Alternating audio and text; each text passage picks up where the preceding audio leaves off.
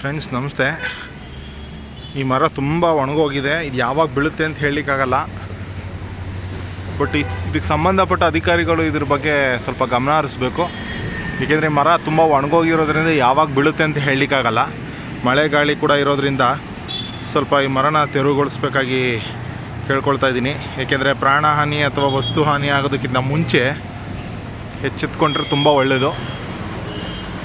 ನೋಡಿ, ಇದು location Hassan Sakleshpur road, opposite Kia showroom ಹತ್ರ ಇದೆ ಮರ ಇದು. ಸೊ ಒಣಗೋಗಿದೆ ಎಲ್ಲ ಪೂರ್ತಿ. ನೋಡಿ, ಪಕ್ಕದ ಮರಗಳೆಲ್ಲ ಇದೆ.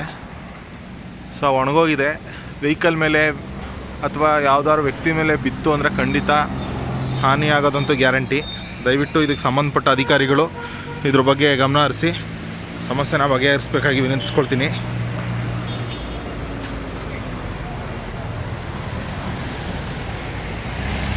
ಸಕಲೇಶ್ಪುರ ರೋಡು, ಆಪೋಸಿಟ್ಟು ಕಿಯಾ ಶೋರೂಮು.